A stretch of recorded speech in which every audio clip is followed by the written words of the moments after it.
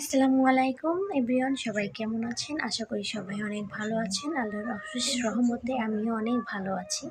তো আজকে শুরু করছি ছোট্ট একটি মিনি ব্লগ। আমি সারাদিন কি করছি, আমার ছেলেকে নিয়ে কিভাবে কাটছি, আমার ছেলেকে নিয়ে সারাটা দিন। তো এই ভিডিও আপনাদের সাথে শেয়ার করব। তো আপনাদের যদি আমার ভিডিও আমাকে ভালো লাগে অবশ্যই লাইক, কমেন্ট এবং সাবস্ক্রাইব করতে ভুলবেন না, কিন্তু সবাই পাশে থাকবেন।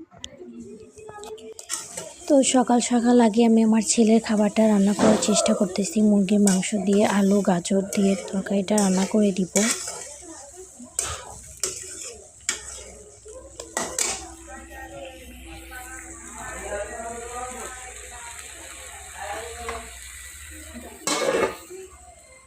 এই যে এদিকে আমাদের জন্য মুরগির মাংস মানে সব কিছু ধুয়ে কেটে বেছে রাখছে, এগুলো আমাদের জন্য রান্না করব।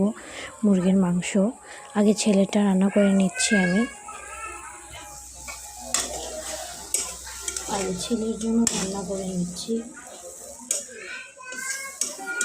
গাজর আলু।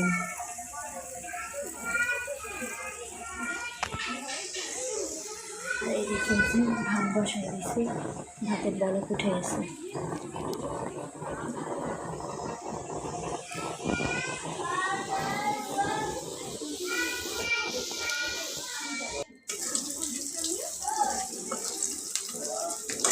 এই যে এখন আমাদের জন্য তরকারি রান্না শুরু করে দিলাম।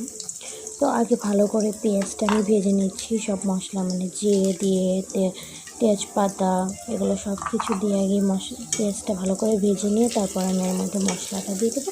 মানে রেগুলার মানুষ যেভাবে মুরগির মাংসটা রান্না করে কষা কষা করে ওইভাবে আমি আজকে রান্না করব আর কি।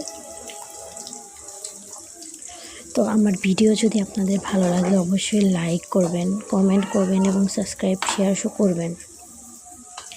আপনারা সবাই প্লিজ পাশে থাকবেন। আগে মশলাটা দিয়ে নিচ্ছি, সব কিছু দিয়ে ভালোভাবে কষিয়ে তারপর মুরগির মাংসটা দিব।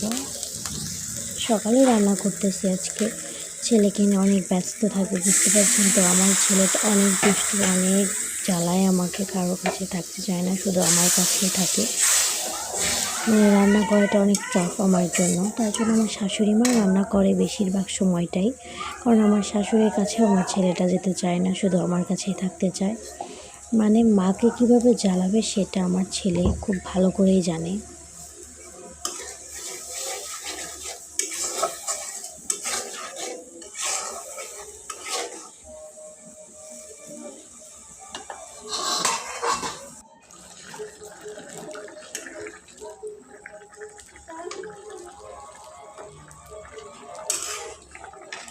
এই যে মুরগির মাংস সবশেষে ঝোল দিয়ে দিছি, এখন ভালো করে জাল দিয়ে তারপর নামাইতে হবে, গরম মশলা দিয়ে তারপর নামাবো।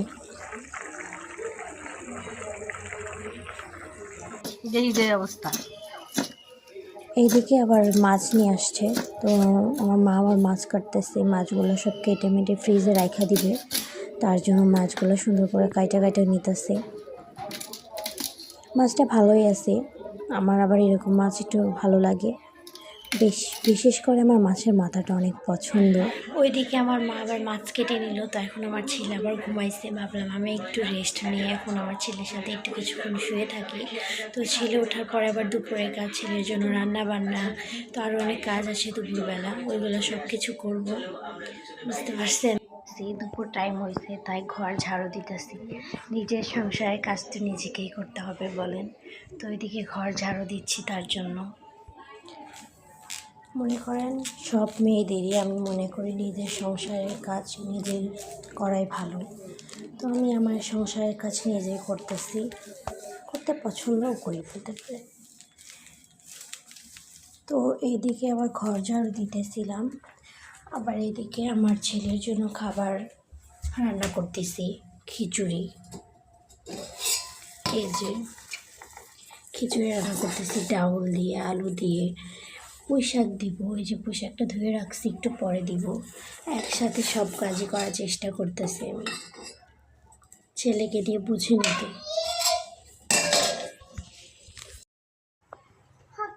আয়ান, এই টাটা। এই যে নানু বাড়ি যাইতেছ, আচ্ছা যাও টাটা। আচ্ছা তাড়াতাড়ি আইও।